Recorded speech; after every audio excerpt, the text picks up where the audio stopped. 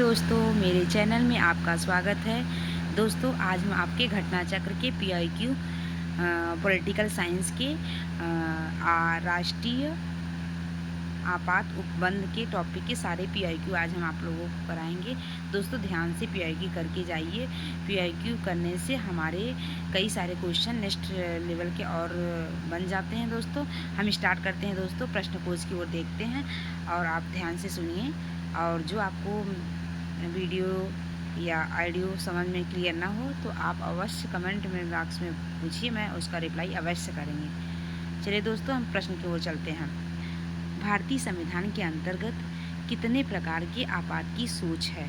ये हमारा UP PCS mains 2009 और 2014 में क्वेश्चन पूछा गया था। इम्पॉर्टेंट क्वेश्चन है। तो 3 प्रकार के आपातकाल की सोच है। भारतीय इसके डिस्क्रिप्शन में को भी पढ़ते साथ साथ चलते हैं हम लोग। भारतीय संविधान के तहत 3 प्रकार के आपातकालीन प्रावधान सन्निहित है। फर्स्ट है अनुच्छेद 352 के तहत राष्ट्रीय आपात। सेकेंड है अनुच्छेद 356 के तहत राज्य में संवैधानिक तंत्र की विफलता पर राष्ट्रपति शासन। और थर्ड है अनुच्छेद 360 के तहत वित्तीय आपातकाल। सेकेंड क्वेश्चन है, भारतीय संविधान के किस अनुच्छेद के अंतर्गत भारत सरकार का दायित्व है कि वह बाह्य आक्रमण एवं आंतरिक अशांति से राज्यों की रक्षा करे? आर्टिकल 355, आर्टिकल 356 और आर्टिकल 352 और आर्टिकल 360। यूपी पीसीएस प्री 2001 में एक क्वेश्चन पूछा गया। हम इसके ऑप्शन हमारा होगा आर्टिकल 355। हम इसके डिस्क्रिप्शन बॉक्स को देख लेते हैं। अनुच्छेद 352, यदि राष्ट्रपति को इस बात का समाधान हो जाए कि गंभीर आपातकाल की स्थिति विद्यमान है तो वह होने के निकट है, जिसमें युद्ध, बाह्य आक्रमण या सशस्त्र विद्रोह के कारण भारत या उसके किसी भाग में संकट पैदा हो सकता है, तो राष्ट्रपति राष्ट्रीय आपात की घोषणा कर सकते हैं। ध्यातव्य है कि मूल संविधान के अनुच्छेद 352 के आंतरिक अशांति के स्थान पर 44 में संशोधन अधिनियम 1978 में सशस्त्र विद्रोह प्रतिस्थापित किया गया है। अनुच्छेद 355 संघ का यह कर्तव्य है कि बाह्य आक्रमण और आंतरिक अशांति से प्रत्येक राज्य की रक्षा करें और प्रत्येक राज्य की सरकार का संविधान के उपबंधों के आधार पर चलाया जाना सुनिश्चित करें। अनुच्छेद 356, यदि राष्ट्रपति का किसी राज्य के राज्यपाल से प्रतिवेदन मिलने पर या अन्यथा यह समाधान हो जाता है कि ऐसी स्थिति में उत्पन्न हो गई जिसमें उस राज्य का शासन इस संविधान के उपबंधों के अनुसार नहीं चलाया जा सकता, तो राष्ट्रपति इस अनुच्छेद का प्रयोग कर उस राज्य में राष्ट्रपति शासन लगा सकता है। अनुच्छेद 360, यदि राष्ट्रपति को यह समाधान हो जाए कि ऐसी स्थिति पैदा हो गई है जिससे भारत या उसके किसी भाग का वित्तीय स्थायित्व संकट में है, तो वह वित्तीय आपात की घोषणा कर सकता है। मैंने आपको तीनों जो आपातकाल की सोच के तीनों आर्टिकल्स के बारे में बता दिया। आप ध्यान से इसको दोबारा रिवाइज कर लीजिएगा। थर्ड क्वेश्चन है, संघ का यह कर्तव्य होगा कि वह बाह्य आक्रमण तथा आंतरिक गड़बड़ी से प्रत्येक राज्य की रक्षा करे। ऐसा प्रावधान भारतीय संविधान के निम्न अनुच्छेदों में से किस एक में है? तो ये आर्टिकल 355 में है, जो अभी मैंने आपको बताया। किस अनुच्छेद के अनुसार भारत के राष्ट्रपति द्वारा राष्ट्रपति आपातकाल की घोषणा की जा सकती है? तो अनुच्छेद 352।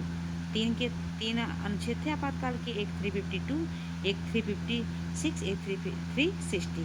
352 के हमारा उल्लेख है राष्ट्रीय आपातकाल और 356 के तहत राज्यों के संवैधानिक तंत्र की विफलता पर राष्ट्रपति शासन और 360 फाइनेंशियल इमरजेंसी के बारे में बताया गया है।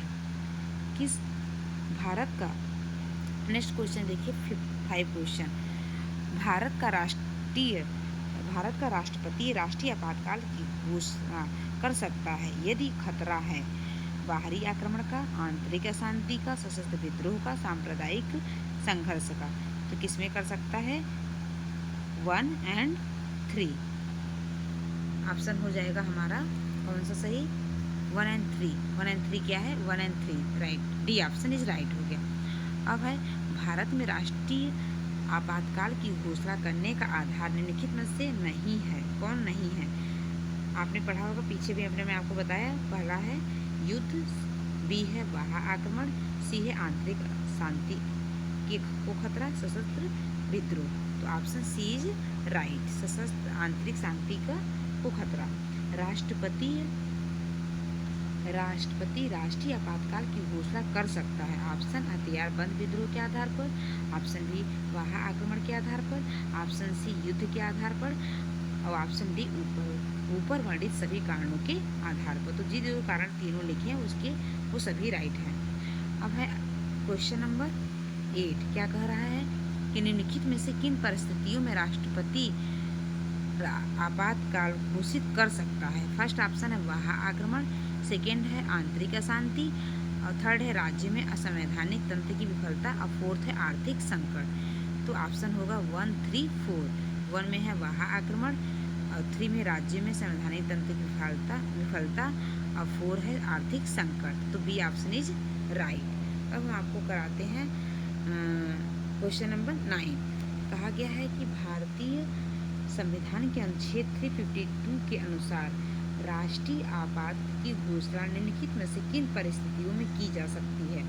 पहला है संवैधानिक मशीनरी की विफलता, बी है आक्रमण, और सी है अशांति, आंतरिक अशांति, और डी है युद्ध, बाह्य आक्रमण अथवा सशस्त्र विद्रोह।